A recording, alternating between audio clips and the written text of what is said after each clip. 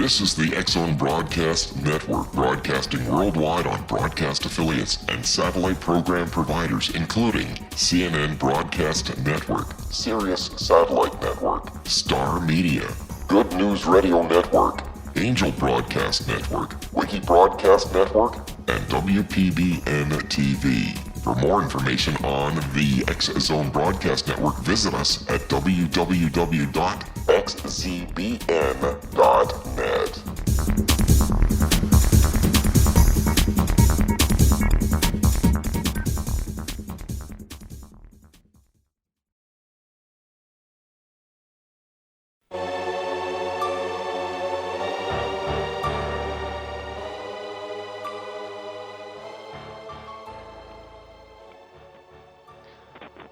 Welcome to the world beyond. I'm your host, Joe Weigant, and we are broadcasting from the X-Zone Broadcast Network. For more information on the broadcast network, please visit www.xzbn.net. Today, our special guest is Bill Miller. Bill Miller is the founder of the Southern Indiana Paranormal Investigators from Newburgh, Indiana, and he founded this particular group in 2000. He is also a member of the MESA Project, MESA, which stands for the Multi-Energy Sensor Array. And he has been doing paranormal investigations in a number of states in the Midwest, including Alabama, Delaware, Illinois, Indiana, Iowa, Kentucky, Tennessee, and Pennsylvania. His goal is that he will be able to collect the data that will help people understand hauntings, and he will work consistently to obtain real evidence of the existence of ghosts and strive to maintain a professional approach when presenting this evidence to his clients. So, hello there, Billy, and welcome to the show today. We're excited to have you with us. Hello, Joe. Thank you, bud. Absolutely. Billy and I just did an overnight stay at the McPike Mansion in Alton, Illinois. And we're going to be talking about that experience a little bit later. We had some really amazing experiences there. So we're going to get into that a little bit later. Billy, what encouraged you to begin investigating the paranormal and collecting the evidence of same? Well, I grew up in an old house in Midway, Indiana that was haunted. Saw my first apparition at age 9. And, just kind of lived with throughout my childhood, growing up. And then in 2000, I formed SIPI, which is Southern Indiana Paranormal Investigators.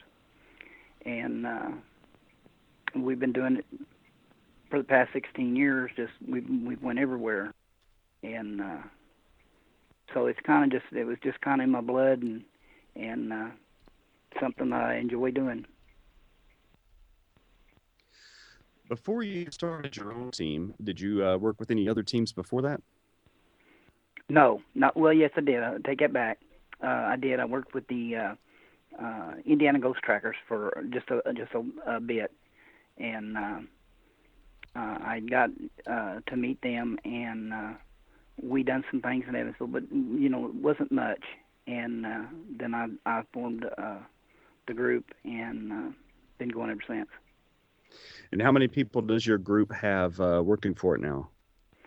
I think we got about 15 that's active, and another probably 10 that are members. They're not on the active list. Right. We'll get into some of the equipment, some of the techniques that you're using a little bit later in the show. What kinds and how many of famous haunts around America have you been able to investigate? Oh, let's see. Waverly Hills, been there this last year. We've made 15 times of being there. Villisca, Iowa, the Axe Murder House. Fort Delaware, Peapatch Island. Eastern State Penitentiary. Willard Library in Evansville. It's one of the most talked about libraries in America. Yes, it is. WNIN, Channel 9, Willard Carpenter's old home. And that's just a few of the places I've been. As far as client investigations, how many client investigations have you performed over the last 16 years? Oh, Joe, it's I couldn't tell you that the number. We've done so many. Um, it's up there. There was one year we was doing, almost an investigation a night, and I would say it's up, into the thousands anyway. Wow, that's pretty active. Yeah, Billy yeah. Billy Miller is our special guest today, and Billy is the founder of the Southern Indiana Paranormal Investigators. You can visit his website at millerspooks.blogspot.com. That's millerspooks.blogspot.com, or you can email him at spooken2, that's spooken, spooken, numeral 2, at gmail.com. And as always, you can reach me by email at joe@reikichoice.com, joe@paranormalpeace.com, or you can visit my websites, reikichoice.com and paranormalpeace.com. We'll be back in just a few minutes, and we're going to talk more with Billy Miller about McPike Mansion in Alton, Illinois. Stick around, folks.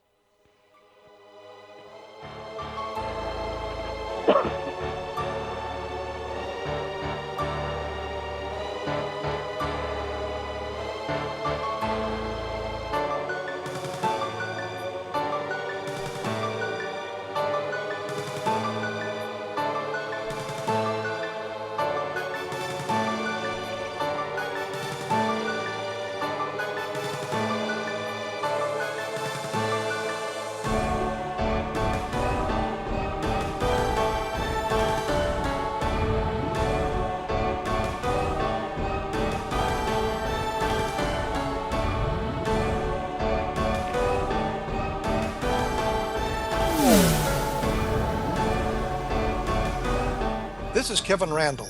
For nearly 30 years, I have been investigating the case of the Roswell UFO. I have interviewed hundreds of people and stood on the crash site. Now in Roswell in the 21st century, I have reviewed dozens of hours of audio and videotaped interviews, examined hundreds of files that relate to the crash, and have returned to Roswell in an attempt to put all that information into the proper perspective.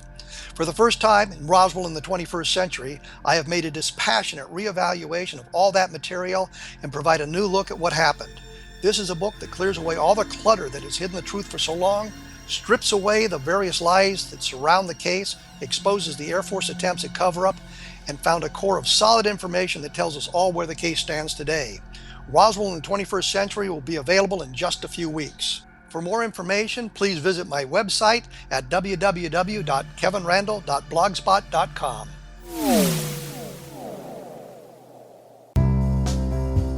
Gibbs A. Williams, Ph.D., is a practicing psychoanalyst, supervisor, researcher, and author in New York City. Much of his life has been dedicated to understanding nature and the uses of meaningful coincidences or synchronicities. His radical and original non-Jungian, non-mystical, non-magical theory of synchronicities illuminates much of the fog surrounding this challenging and perplexing topic. His ideas and manners are fresh, presented in a style that is both entertaining and highly informative.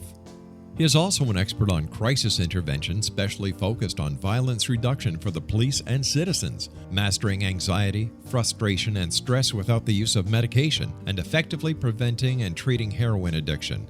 Dr. Williams can be contacted at his email address at gwwilliamsny11@aol.com or visit his website at www.drgibbswilliams.com.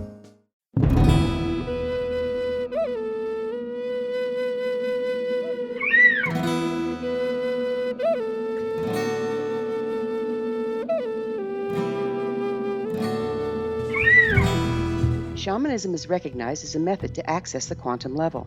Mastery of shamanic skills puts spiritual information and healing power into your hands. Path Home Shamanic Art School, a bonded Colorado certified occupational school, has met rigorous state standards, ensuring its director and instructors have the qualifications to teach the shamanic arts. Path Home offers its certification program in blocks of study. Block 1, a 5-day intensive, will be held in the beautiful mountain town of Coaldale, Colorado, October 13th through 18th. Registration deadline is September 12th. Experience Journey Trance, Power Animals, Helping Spirits, Sacred Space, and Life Purpose. Come discover your power. Join me, Gwilda Wiyaka, in the magical world of shamanism. Call 303-775-3431 or visit findyourpathhome.com. With each new extreme weather event or terrorist act, it becomes increasingly obvious that we live in uncertain and challenging times. We all buy car insurance. Why not collapse and catastrophe insurance? Matthew Stein, an MIT-trained engineer and green builder, has written 2 outstanding books to help people prepare, plan for, and deal with everything from minor situations lasting a few days to full-on collapse. Matt's first book, When Technology Fails, is a manual for self-reliance, sustainable living, and surviving the long emergency. This massive book covers the gamut from first aid and emergency preparedness to alternative healing, renewable energy, primitive living skills, and 18th century technologies that could be critical to your comfort and survival in a long-lasting crisis. Matt's second book, When Disaster Strikes, is a comprehensive emergency preparedness handbook and survival guide. When Disaster Strikes is an essential item for every family's go bag. Both books are available at all usual sources. There's a wealth of totally free information posted at whentechfails.com, and author-signed copies may be purchased at mattstein.com. That's www.whentechfails.com and www.mattstein.com.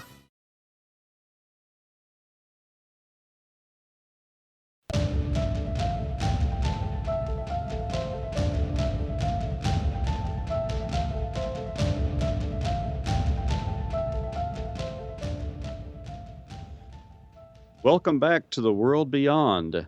I'm your host, Joe Weigant, and as always, we are here on the X Zone Broadcast Network. This hour, we're talking to Billy Miller, who is the founder of the Southern Indiana Paranormal Investigators, and we just finished talking about the hundreds of investigations that Billy has performed over the years. Billy, whenever you're performing an investigation, what kind of equipment do you use to collect the evidence of ghosts and hauntings inside someone's house or property? Well, Joe, we use several different things and techniques. We use tape recorders to record EVPs, video cameras, but we also use a computer-based system called Veneer. And what it does, we're able to hook up sensors. I use a light sensor, a temperature probe, motion detectors, and it feeds it back to a computer.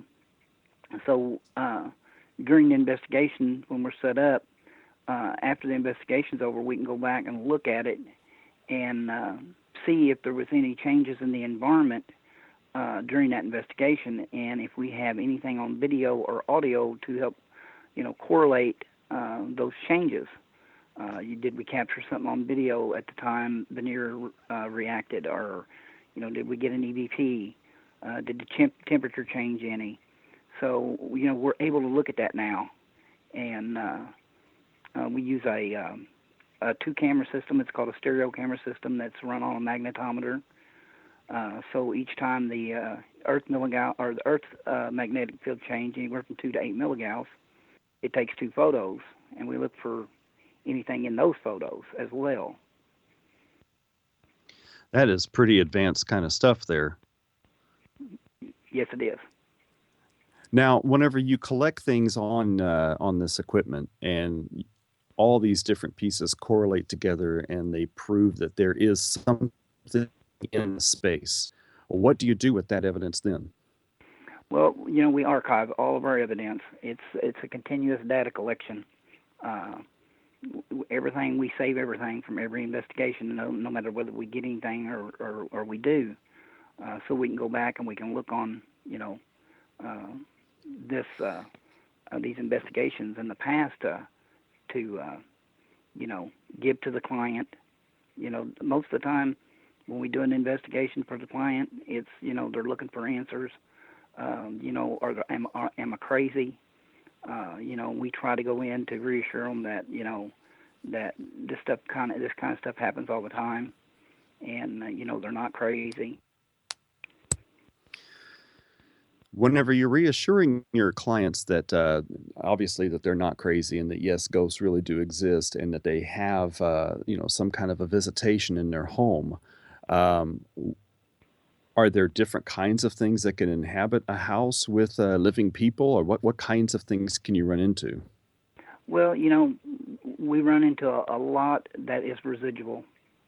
A residual haunt is just something that's like an old movie. It plays over and over and over again, and it never interacts. They see these things, they see these apparitions, and to them it's real, but it's an actual. It's not. It's just. It's like I said. It's like a, an old film that plays over and over and over at the same time all the time. Where your intelligent haunts, they move things, they try to interact, they try to tell you something, and then of course there's the malevolent, the spirits that are upset and angry. They throw things, they move things, and then of course every now and then you'll run into one, and I haven't yet, and I probably won't, but then you'll run into one that's demonic. To where something has come in that, that's not of this earth. What do you do about these angry spirits that are causing problems and throwing things around and really going out of the way to scare people? What can be done about that? Well, that's where someone like you come in. Where we Yes. we come in and they bless the house. It's according to what the client wants. If they're so inclined, they can have a minister come in, or like you come in and smudge and take care of it that way. So it's Yes. really left up to the client, how they want to handle it. But usually it's handled in a way where things are quieted down and it doesn't bother them anymore. Perfect. So, how has technology changed over the years from when you just started to where we are now in the collection of evidence? Oh my lands.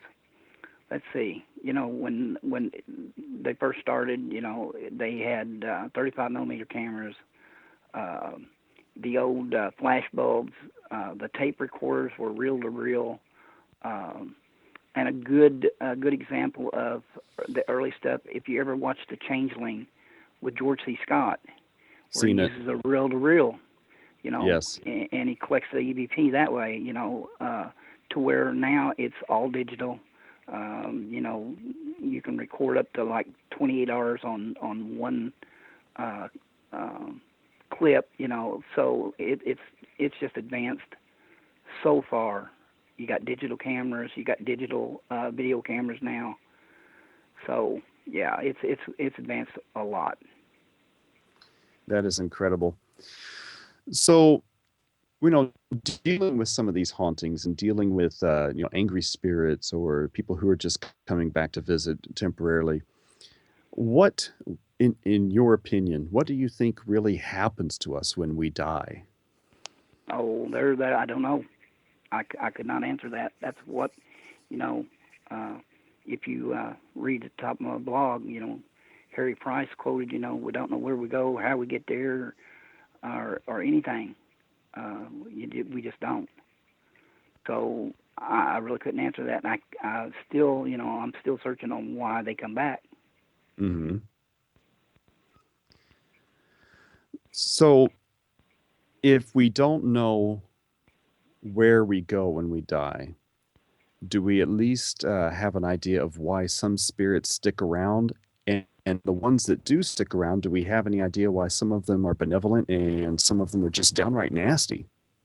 Yeah, on some, they stick around for a reason. Maybe they have to something to tell them. Maybe it's like unfinished business to them, and they can't leave until it's done.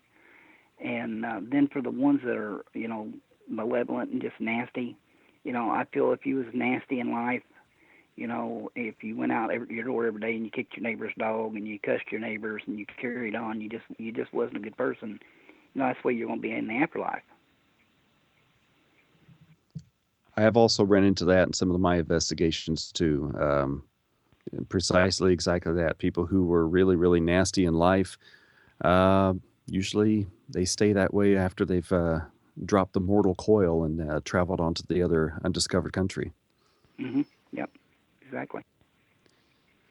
So, what came about some of these mean spirits that are here and they're causing problems, or maybe they just haven't realized that their house has been sold 3 or 4 times and there's a new people living there, and they're just lashing out at what they think is an invader on their property. What do we do with those kinds of spirits?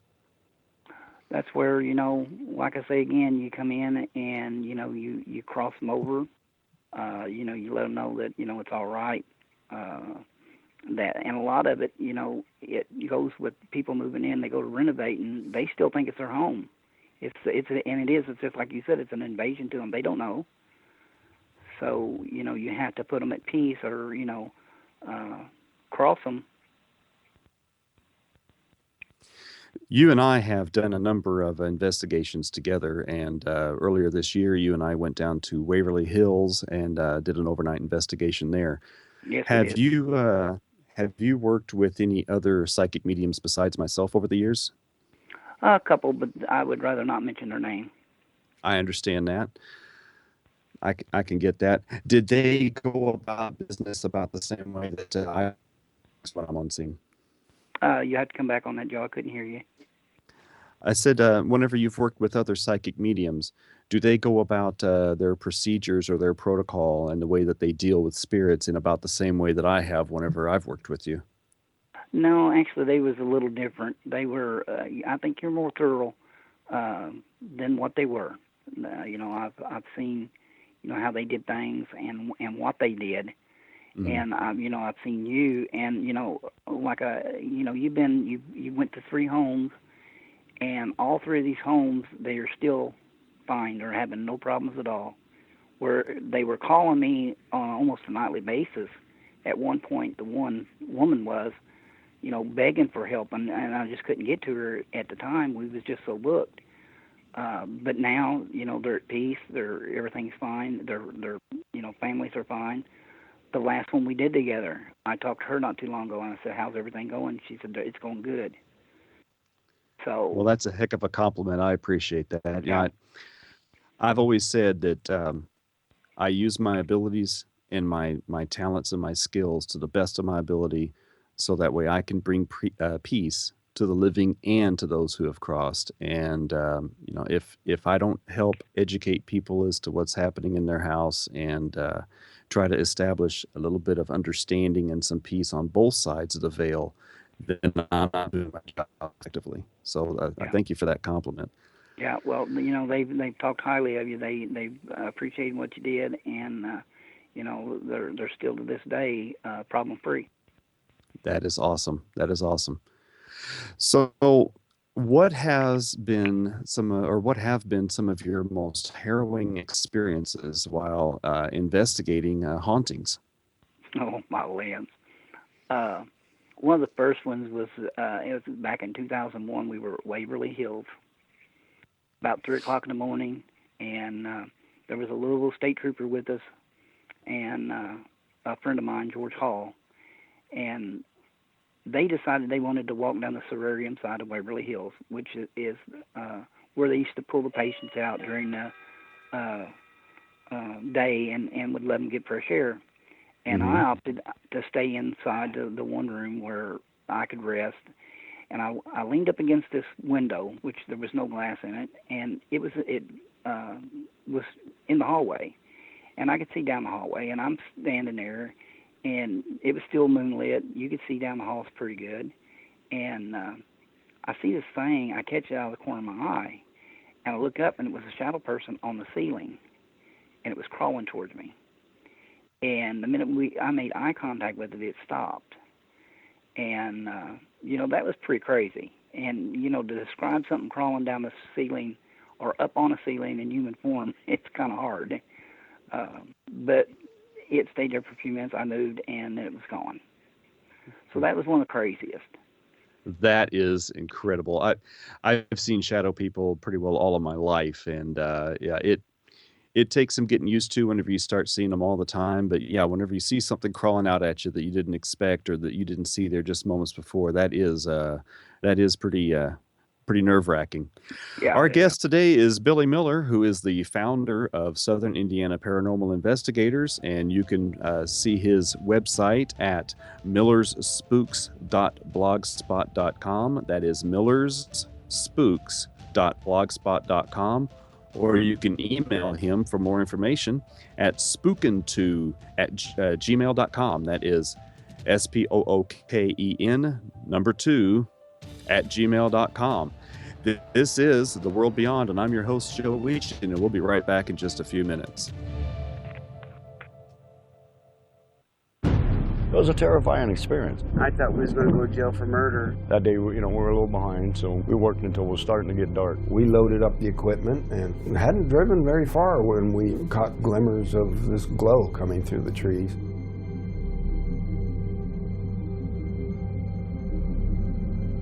I urged Mike to hurry up and get up there. Travis had the door open before we even stopped. As he got closer, I heard the sound. One of the guys said, "You feel that?" I really panicked then. I told him, "Get the hell out of here."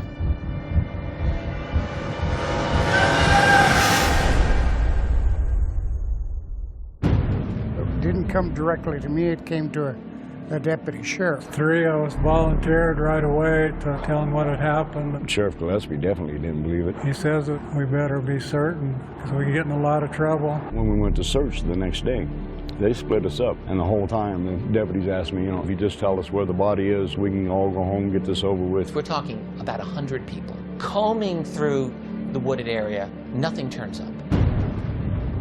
All week long, I've been hearing they're going to set it up to make you guys look guilty. We're a rough-looking bunch then. Some of us have been in trouble with the law before. And y'all ain't never going to come out of that jailhouse. We couldn't get out. I tried to sneak out the back door the day of the polygraph test. I was scared to death. On top of that, you have media. I literally would be on two telephones at the same time. We've even got some coops in here now that's coming in and out to see the freak show, as they call it. Everyone descends. I just wasn't going to stand there and listen to it anymore. Granny says, "This is Travis. I'm back. I need help." When I did hear that he had been returned, it was almost as unbelievable as the original thing. I just looked at my mom and says, "I told you we didn't kill him." Travis Walton reappeared after several days with a bizarre story about a ride in an unidentified flying object. People were desperate to explain it away. Why are you sticking up for Travis for all this time? You know this really didn't happen. What happened to Travis after we took off in that truck, I can't tell you. I hated Travis for a long time after this. My whole world just tore up. But I believe every word Travis said about it. He's never lied to me about nothing. It's a net negative. We lost our jobs in the immediate aftermath. And now you're not able to talk about it with anyone because you know that they're going to laugh at you, they're going to look at you like you're crazy. But if you don't come out and tell your story, somebody else is going to tell it for you. There's a degree of responsibility. Certainly I have to accept the bad. If I can direct what's happened in a way that I can make something good happen in the world, I'm looking for it. Order your copy of Travis, The True Story of Travis Walton, today at www.traviswaltonthemovie.com. Did you know that when you're on the road with limited data or Wi-Fi, you can still listen to the X-Zone Radio Show with Rob McConnell, The Science of Magic with Gwilda Wiyaka, High Tech with Corey Kay, and every minute of the 24/7, 365 programming of the X-Zone Broadcast Network by calling 712-432-9459, courtesy of TalkStream Live. No smartphone, app, or internet needed. It saves your data plan, and it's free if you have unlimited minutes.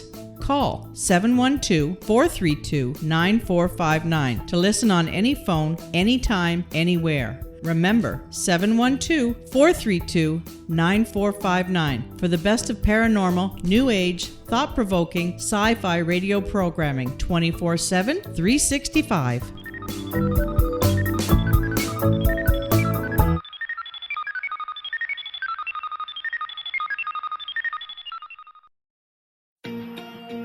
Wouldn't you love to know the secret to everything?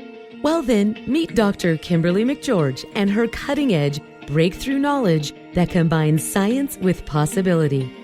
Dr. Kimberly brings real-life answers and healing to those open to alternative solutions. She teaches solution-based programs and classes that will change all areas of your life forever. Specializing in conscious creation, intuitive readings, and energy medicine, you can rapidly shift health, relationships, business, and money and abundance challenges quickly. Receive her best-selling book, Secret to Everything, at no cost by going to secrettoeverything.com/X-Zone. That's right, transformation can start now. Just go to secrettoeverything.com/X-Zone and receive Dr. Kimberly's book for free.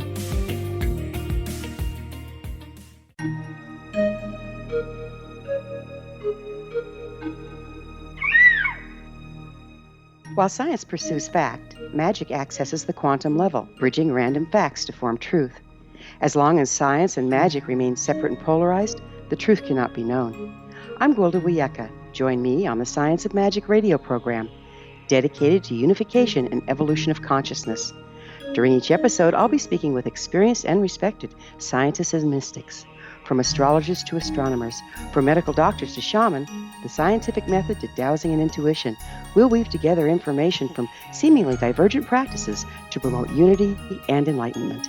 Join me, Gwilda Wiyaka, and the Science of Magic right here on the Mutual Broadcast Network. For more information, visit www.thescienceofmagic.net.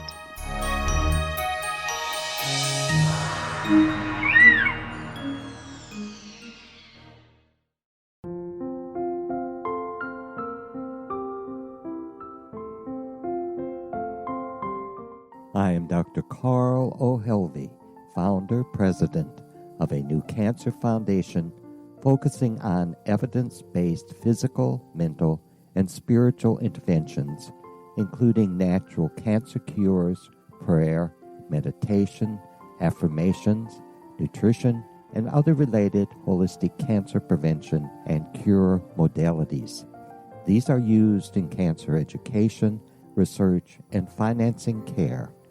I ask for your help to continue this important work by donating at www.holisticcancerfoundation.com.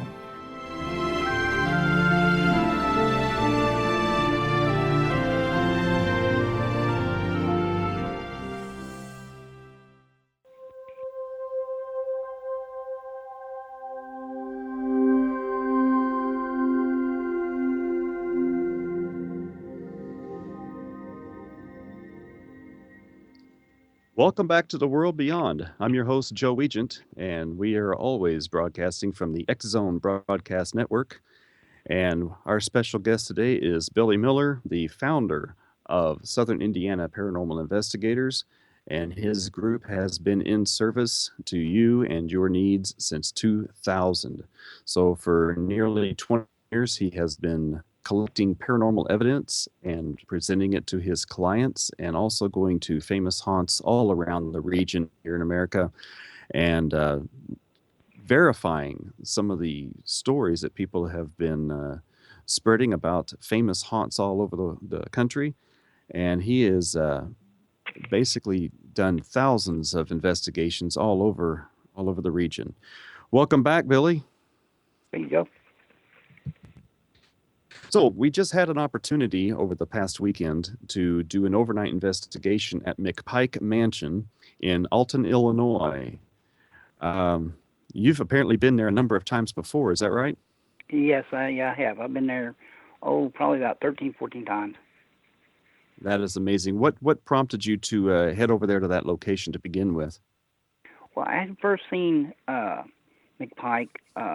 It was on a PBS series that had aired, and then I also seen it on a TV show where some news reporters went in and they captured a mist down the basement, down the wine cellar, and that got me interested. And then I contacted Sharon and told her I'd like to come over and check it out, and she told me I could. And that's how I met. That was back in 2001. And every chance I get, I go. And I think why now. It's a place to where there's activity going on. Almost on a regular basis there. Oh, absolutely. It never ceases to amaze me of what we hear, what we see, what we capture on EVP. When you and I were down in the basement this past weekend, the REM pod has a glow-in-the-dark top, and we watched it glow and disappear and glow and disappear, and there was no explanation for it. We stood out there for quite some time and watched it, and even went up to it, and there was nothing blocking it. There was just nothing there that could cause that. Mm-hmm. And we also heard the footsteps going across the floor when we were in the wine cellar. I actually captured that on EVP. I don't know how many people caught it, but I do know Joyce caught it. So, yeah, it's a pretty interesting place to go to. I found it really fascinating from a psychic medium standpoint that the things that I was feeling and experiencing were being backed up by other people in the room actually feeling and hearing some of the things that I was experiencing. And a little bit later, I'll tell a story about what happened when we did the blackout session down in the cellar with the other medium, Sandy. And that was really good piece of validation for me, because sometimes folks like myself just don't get the verification and validation that we need to prove that even we aren't crazy sometimes. Right. Yep. So tell us a little bit about the history of the McPike Mansion and what kind of spirits are actually still on the property. Well, it was Henry McPike's mansion. It's called Mount Lookout. Is where it sits. I think there's 6 acres of property on it. He had patented a grape and made wine. He was a mayor. He was the mayor of Alton. So he was a prominent man there in Alton. And did you say he was the mayor of Alton? Yes, at one time he was the mayor of Alton. Yeah. How about that? Yeah. And he helped the Lincoln Douglas debate down in Alton. He was in on that. So he was a well-to-do man.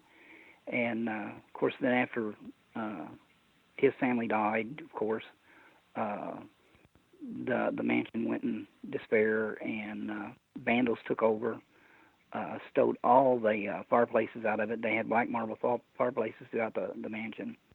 And literally just done a number on it. And then Sharon and George was lucky enough to get it. And, they've been restoring it ever since. And, if you can look at the photos of when I first started going there to the photos now, you can really see the change that they've made. Well, I wish I had seen it back in those days. What kind of things have they been able to do to the site so far? Well, they've got the roof done. They've got all the brick tuck pointed, and it's all sealed. They're getting the windows in so they can start on the flooring once they get the whole house sealed. And they've got they had to stabilize the house because it was literally falling in on itself.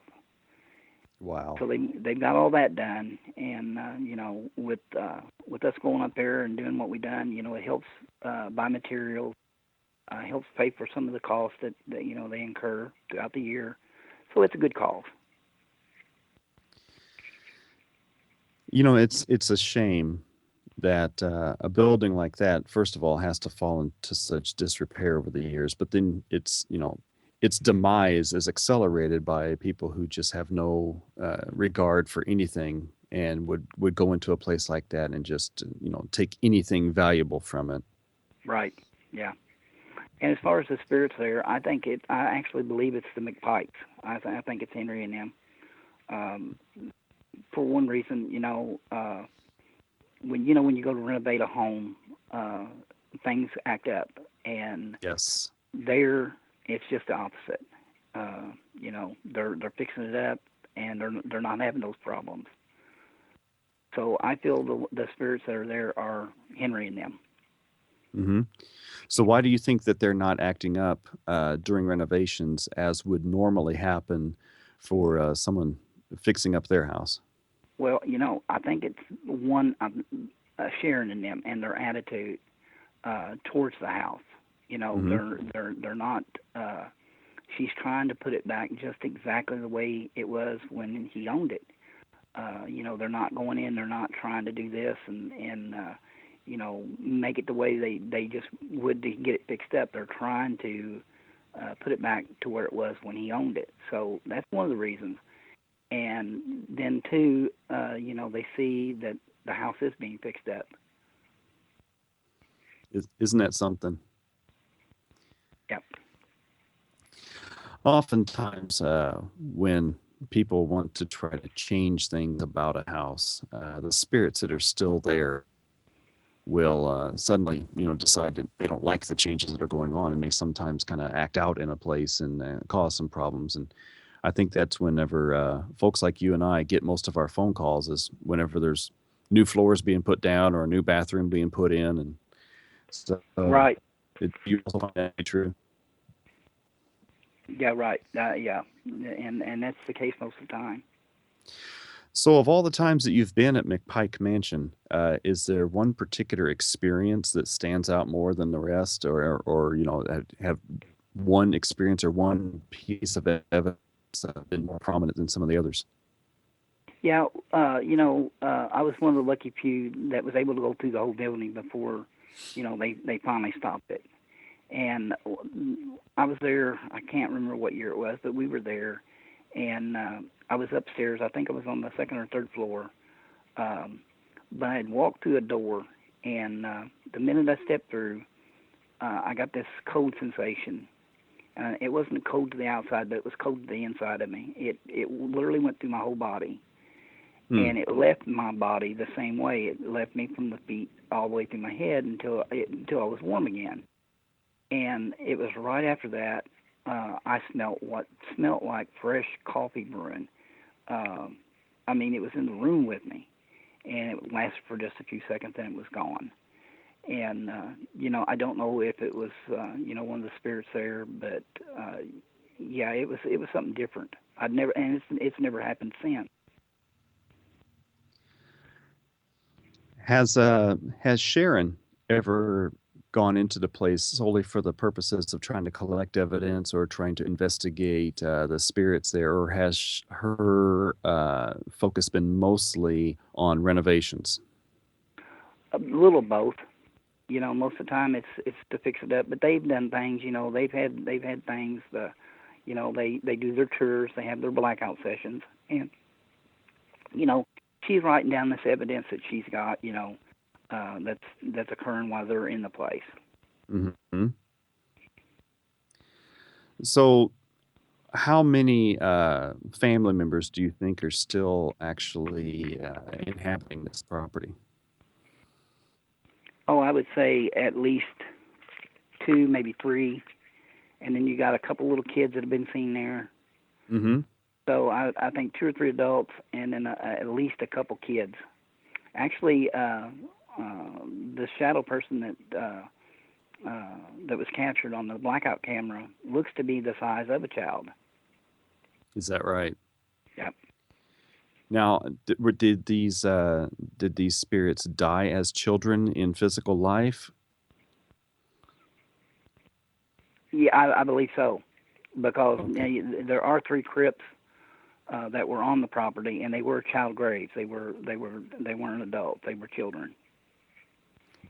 Do we know how he died? No, I don't. Okay. So there's a estimated 2 children still inhabiting the property.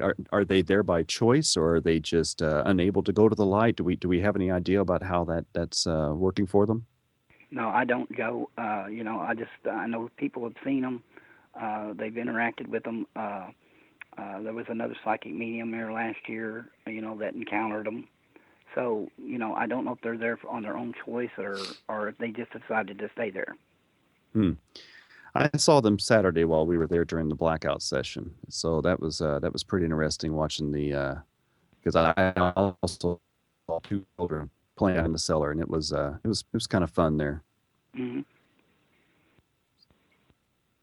So, do you think that these spirits will ever leave this location and go on to their next place and find peace for themselves? I see the only way that happening is maybe somebody crossing them over. I don't think they will. I think they found peace there. Mm-hmm. So it's hard to say. Now, the story that I heard was that Henry McPike's first wife did not die on or near that property, but she's there now. Is that correct? From the story I've heard, yes. Okay. Yeah, I experienced her while we were in sessions down there. Really fascinating stuff. Folks, you're listening to The World Beyond, and I have a special guest today, Billy Miller, and we're talking about the McPike Mansion in Alton, Illinois. If you want to visit the website in order to schedule a tour or a blackout session, or if you want to make a donation that would go to the renovations of the mansion, please visit www.mcpikemansion.com. That's MCPIKE mansion.com. And you can always reach me at joe@RickyChoice.com or joe@ParanormalPeace.com. We'll be back in a few minutes. You're listening to The World Beyond on the X Zone Broadcast Network.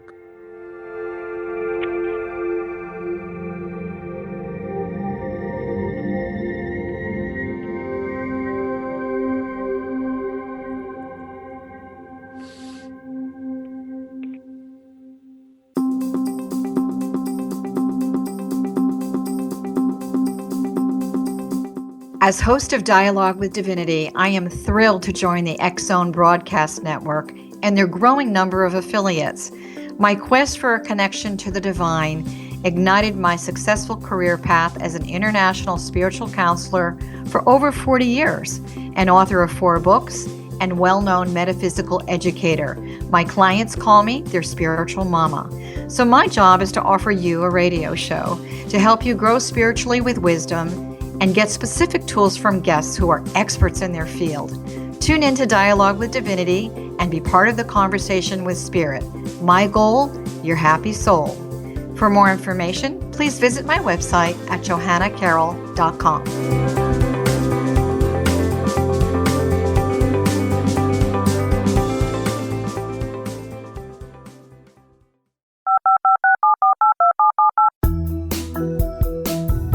Did you know that when you're on the road with limited data or Wi-Fi, you can still listen to the X Zone radio show with Rob McConnell, The Science of Magic with Gwilda Wiyaka, High Tech with Corey Kay, and every minute of the 24/7, 365 programming of the X Zone Broadcast Network by calling 712-432-9459, courtesy of TalkStream Live.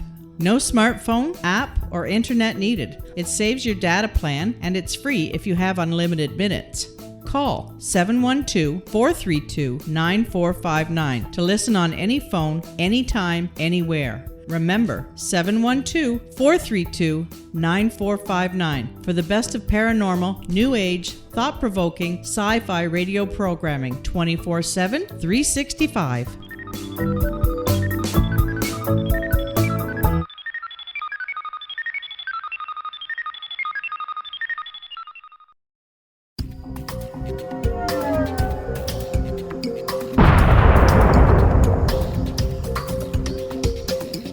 Coming soon to the X Zone Broadcast Network is A Different Perspective with me, Kevin Randall, as your host. We'll be taking a close look at what is happening in the world of UFOs today with side trips into the paranormal. Guests will range from those who are household names to those who have a different perspective on a variety of topics. No topic will be taboo, but there will be tough questions asked as we all search for the truth about UFOs, the paranormal, and those things that excite us. Sometimes we'll agree with a guest and sometimes we won't, but we'll try to keep the program topical. For those of you who would like to read, be sure to visit www.kevinrandall.blogspot.com and remember to listen to the other fine programs on the X Zone Broadcast Network at www.xzbn.net.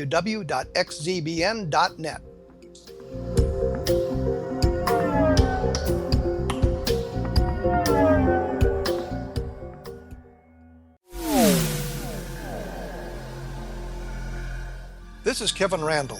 For nearly 30 years, I have been investigating the case of the Roswell UFO. I have interviewed hundreds of people and stood on the crash site. Now in Roswell in the 21st century, I have reviewed dozens of hours of audio and videotaped interviews, examined hundreds of files that relate to the crash, and have returned to Roswell in an attempt to put all that information into the proper perspective. For the first time in Roswell in the 21st century, I have made a dispassionate reevaluation of all that material and provide a new look at what happened. This is a book that clears away all the clutter that has hidden the truth for so long, strips away the various lies that surround the case, exposes the Air Force attempts at cover-up, and found a core of solid information that tells us all where the case stands today. Roswell in the 21st century will be available in just a few weeks. For more information, please visit my website at www.kevinrandall.blogspot.com. What Happened in Benghazi is revealed by Nicholas Genix, author of Obama, Islam, and Benghazi. He informs the American people that President Obama deceived them by advocating a strong foreign policy prior to the 2012 presidential election, and Hillary Clinton supported this deception. As the title infers, there is a connection between Obama, Islam, and Benghazi. Ample evidence informs Americans that Obama's early indoctrination in the Quran developed an affinity for Islam, why the Quran is the source of discontent in many countries, and why the Obama foreign policy deception led to poor military action and caused the loss of American lives in Benghazi. Genix provides 36 questions for the Select Committee on Benghazi to validate if Americans are justified to mistrust President Obama and Hillary Clinton.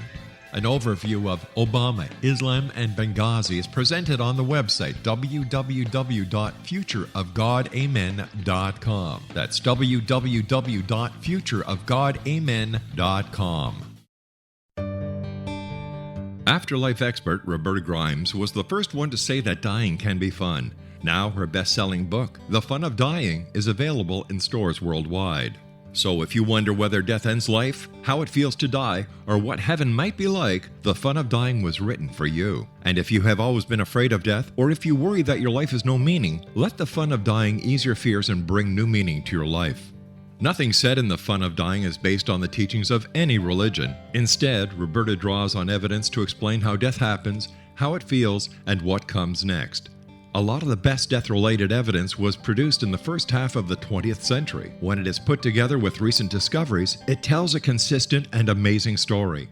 Roberta Grimes blogs and answers questions at robertagrimes.com. Her wonderful book, The Fun of Dying, is available on Amazon and at stores worldwide wherever books are sold.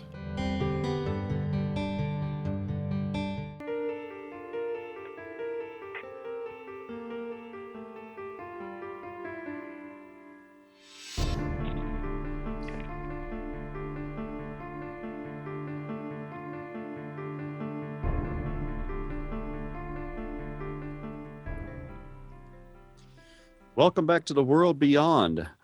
I am your host, Joe Weigant, and we're always here at home on the X Zone Broadcast Network.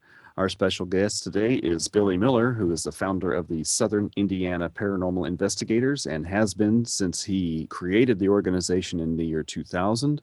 And today we are talking about a special location that we had the opportunity to stay overnight in, which is McPike Mansion in Alton, Illinois, which is just north of St. Louis.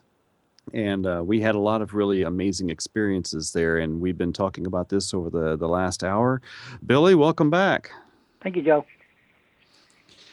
You know, I had a really unique experience I'm just going to share here for just a couple of minutes while we were in blackout session, and unfortunately you were outside doing some things during that time, but Sandy and I went in, and she wanted me to sit with her with the blackout session in order so that we could better kind of work with each other and find out what we were experiencing. And during the session, after the spirit of Henry had entered the space, one of the people in the session had asked Henry if or what was his favorite book. And Sandy picked up immediately on Mark Twain. And so we kind of zeroed in on that little piece of information for a little while.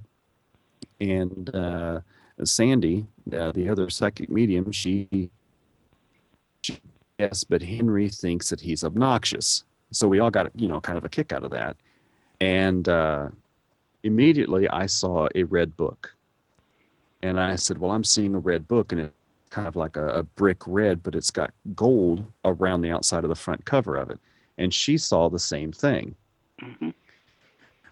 But with his, more famous works, some of the bigger novels that he had written, we both kind of got the feeling that it was a collection of smaller works, a collection of smaller writings, maybe even political writings or whatever. And so we both tried to focus in on this singular piece of information. And we both agreed that it was a red book about 1.5 inches thick with gold around the outside of the front cover, but the cover couldn't be red. The center of the cover was actually just blank. It was red. And we focused on this for quite a while. And after the session was over with, one of the other guests who was downstairs went to eBay and looked up old books by Mark. And lo and behold, there is an old red book that is sold around the outside of the front cover, and the middle of the front cover is blank. It is just brick red, and it is Mark Twain's book on a collection of writings. And we were both right on track with that. So that was just an amazing experience, both, and we really got a kick out of that. And actually, the person who found that book purchased it and will donate it to Pike Mansion, so that way whenever the mansion is renovated and restored to its former glory, that book will be in the house. Yes, yeah, that's pretty cool. That was amazing. It's nice whenever somebody like me can go into a place and have someone else also validate their experience. Right. Yeah. So the reason we were at McPike this past weekend was that you had organized raise money for the McPike renovations. How did you go about doing that? And how do you think that the end of the day turned out? Well, we discussed it last year when I was there, just on the camp out. We camped like twice, maybe 3 times last year. And the last time I was there, I told Sharon, I said, we all have a meet and greet on the grounds. All for a free event, charge for booth space, and, charge for camping. Everything else, come listen to speakers, would be free. And, she said, well, yeah, well, let's do that. So, we got together and put a flyer together and started sending out the flyer. She went to the newspaper there in Alton. And, at the end of the day, I think we did pretty good. We had quite a few people come in and out through the day, listen to the guest speakers, and, we raised a little bit of money. Not a whole lot, but it's enough to help out. So I think at the end of the day, it was, pretty good. And so, we'll just have to go from there for this next year. Yeah, I was just about to ask, are you planning on doing this again next year? Yes, we are. Yeah, we're going to do it again September 9th, 2017. Great. How much will it cost if somebody were to join in?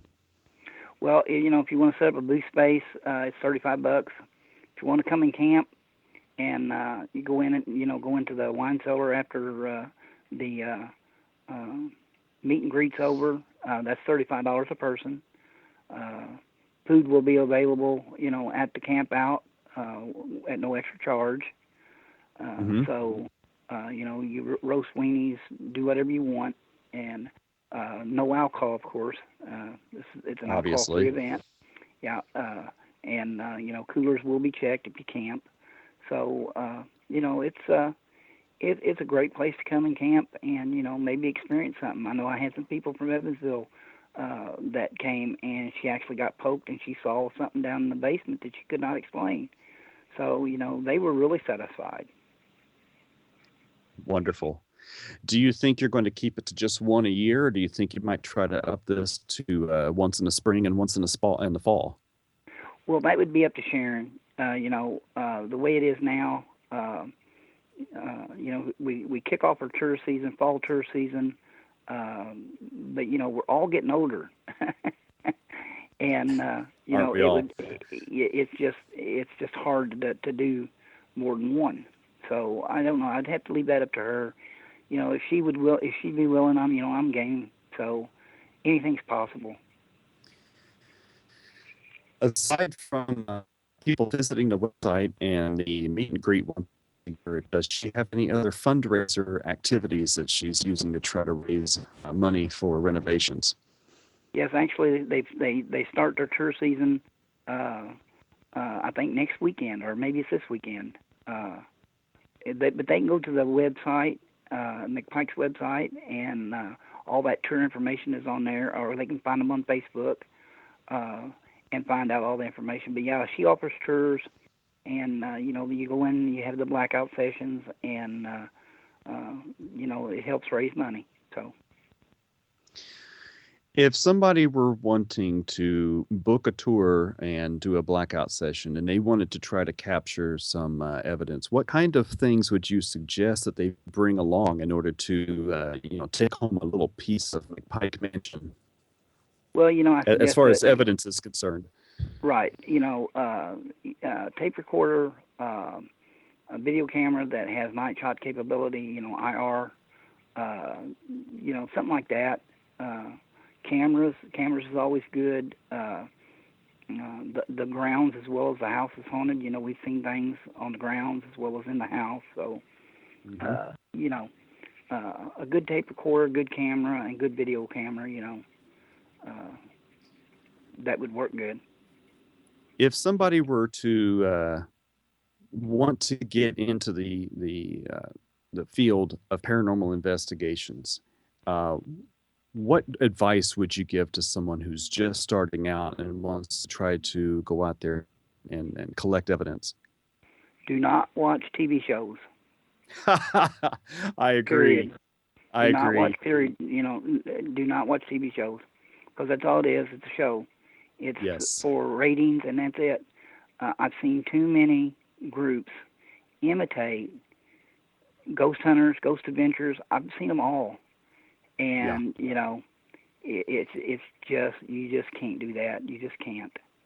So that's my advice to, I did, when ghost hunters was going in people's houses and coming out and saying, hey, look, your house isn't haunted after being in there 2 hours. I've been doing this for a long time, and I still can't do that.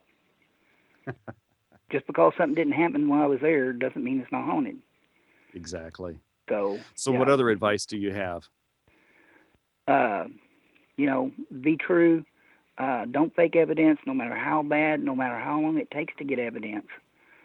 Don't fake it. It'll either come or it won't. But, if you're caught faking stuff in this field, that's it. You're ruined. You're never credible. You got to stay credible. You got to stay true to it. And, and investigate it like that. In an effort not to imitate some of these shows who are doing maybe great science, perhaps, but some really bad interaction with clients, what advice would you give for someone who's wanting to collect evidence or to go and capture evidence of hauntings? How would you direct them to better enact with the people that they're dealing with, both living and dead? Well, with the living, you got to respect the belief. You don't go in and you don't force your beliefs on them. And you always respect the dead. I don't care who they are. Yes. You always respect them. You don't taunt. I've seen people taunt, and you don't do that. So you got to respect the people you're working for. You got to respect their wishes. If they're an atheist, then you got to respect that. If they're Catholic, you got to respect it. And the same holds true with spirits. You got to respect them. Perfect. Well, we have been talking to Billy Miller over the last hour, and this is The World Beyond. I'm your host, Joe Weigant. If you would like to book a tour through McPike Mansion or to donate toward the renovation efforts, please visit www.mcpikemansion.com. You can always reach Bill Miller at his email website, spooken2, which is SPOOKEN numeral 2 @gmail.com. And I can always be reached at joe@paranormalpeace.com or joe@reikichoice.com, REIKI choice.com. We thank you for visiting us today, and as always, we will talk again. Have a good one.